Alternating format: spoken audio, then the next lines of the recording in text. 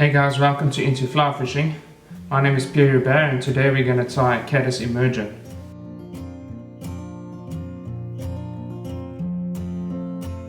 The material that you're going to use is a hook.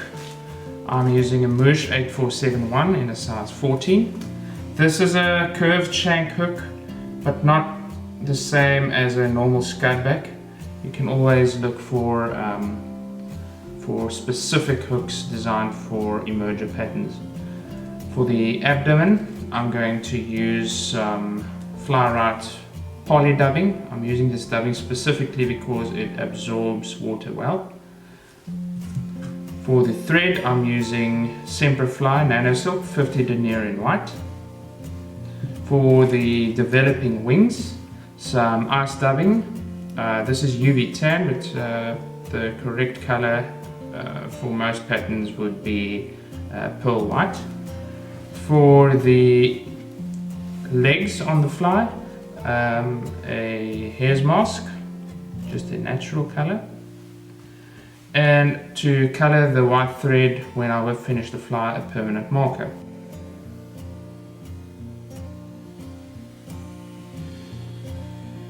The tools, a vise. A rotary vise is not necessarily necessary in this case. Obviously a bobbin holder for your thread. A pair of scissors, normal tying scissors. A dubbing loop tool, or a dubbing spinning tool, whatever they call it. A whip finishing tool, and some head cement. I'm going to make use of my solar res UV resin, but you can make use of normal head cement as well. So without further ado, let's get starting. So the first step is to place the hook into the vise. Just remove one from the packet and clamp it in the vise. So what you want to look out for here is that let me just show you with a pair of scissors, that the hook eye is relatively level, so that when you whip finish the fly, it doesn't slip off, your thread doesn't slip off. Also that the hook points, and also if you're using a barbed hook, that is exposed. Also make sure that the hook is seated quite firmly. Attach the thread somewhere in the middle of the body, that's fine. Lock it, get, and cut off the excess. Now run the thread back, forming a nice thread base for the fly. Up to there.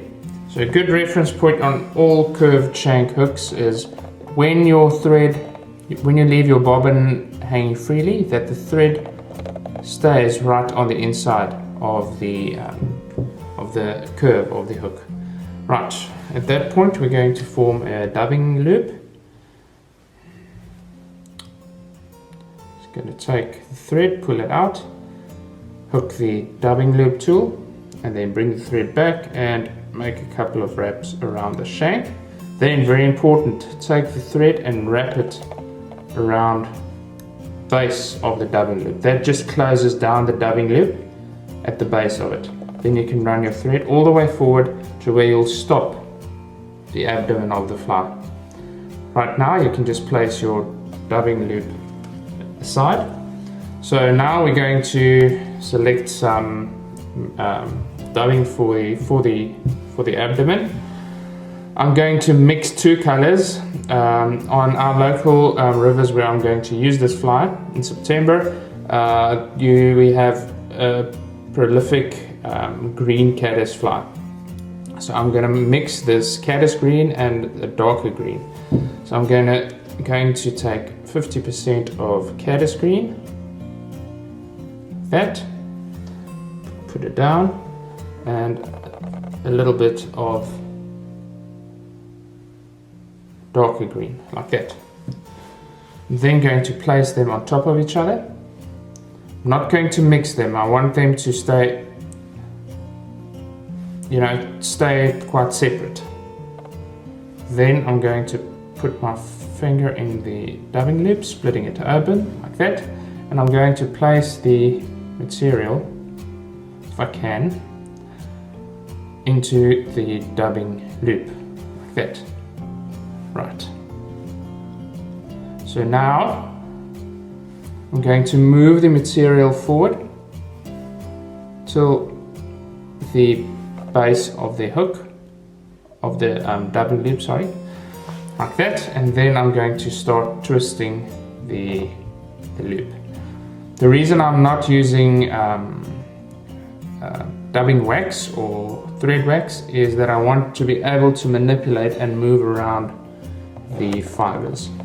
If I do apply dubbing wax, the fibers get stuck, which is a good thing in most patterns, but in this pattern I want to be able to move it around like that. I want a dubbing loop or dubbing brush that is relatively tacky or that has loose fibers. These loose fibers will absorb water. That's one of the great things about poly-on or poly dubbing, that it absorbs water, so it creates this gelatinous sort of look on the fly when it gets wet. So once you're there, I'm just going to start wrapping this abdomen over the fly.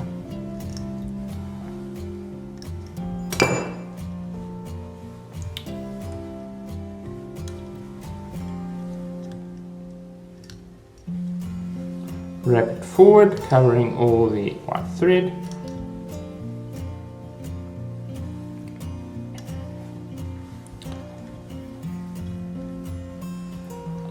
Up to around there. That's where we'll stop the abdomen. Right, tie it off and cut off the excess.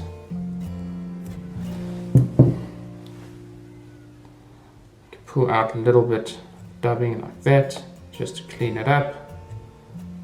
But you want it quite tacky. You don't want to remove all these gunky fibers. That is actually the result you want. Right.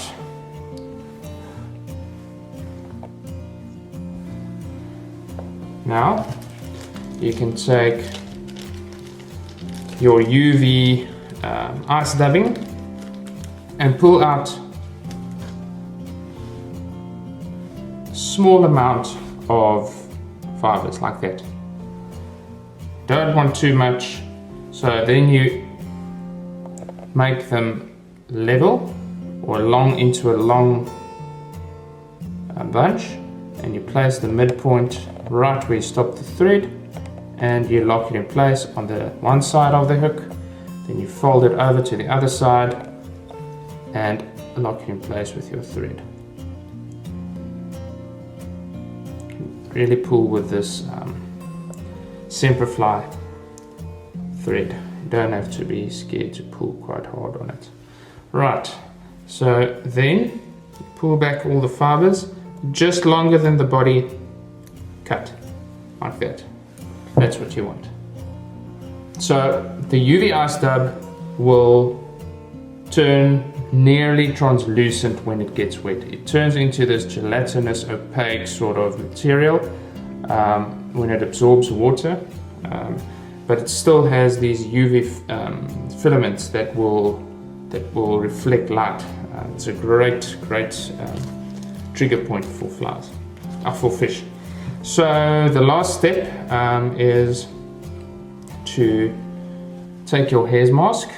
So right around the side of the cheek, you have long fibers that are relatively soft compared to on the forehead of the mask. So I'm going to pull out some.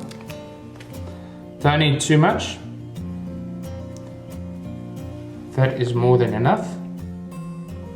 I'm going to place it aside, and then at this point I'm going to split the thread. So that's why I use this thread, is that it splits very well. And if you do break a strand or two, it's strong enough to just keep going. So there, I split the thread, pull it open, Once again, note that I'm not applying dubbing wax at this in this fly. I'm gonna just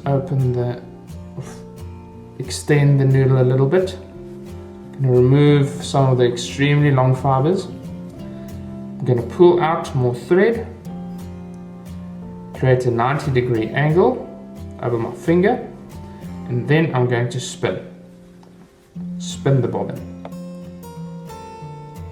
Let it spin until you start seeing that the dubbing brush spins by itself. There. Now you stop the bobbin, you pinch the thread, and you push the thread forward to spin the dubbing brush. You keep pinching at the base of the dubbing brush and bring your thread back like that, and now you can just bring out some of the fibers like that. Now we're just going to palm it forward, wet your finger slightly, pull back any fibers going forward.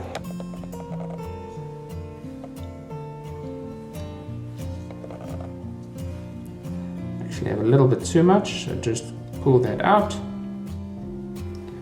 and pull back any fibers that are facing forward that's obstructing the eye. 2 wraps, just like that. Now I'm going to take my permanent marker, color the thread, take your whip finishing tool and do a whip finish. I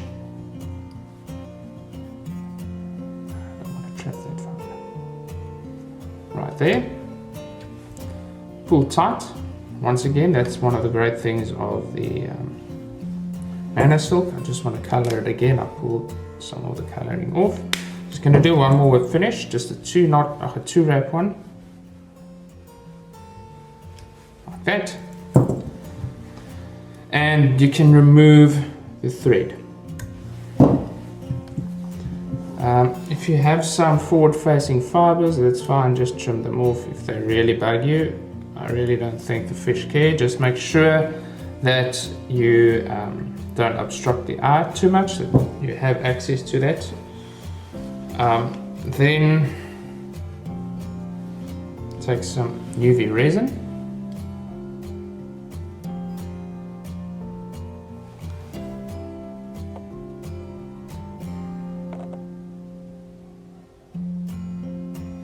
Just giving it a very, very small coating, or a light coating. Get your UV torch and then just cure the resin.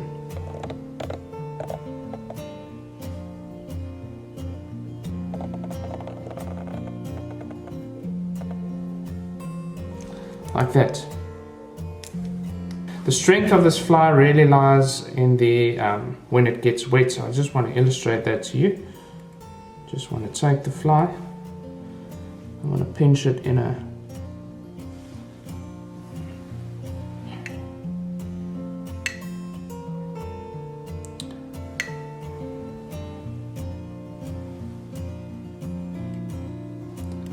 and there you can see the UV ice dub and the poly dubbing absorbing so much water that it becomes this one gelatinous mass, and that is what makes this fly so effective. So simple and quick fly to tie, but it's super effective on all waters that have caddis flies in them. So yeah, I hope that you guys enjoyed this video, and until we see each other again, cheers from Into Fly Fishing.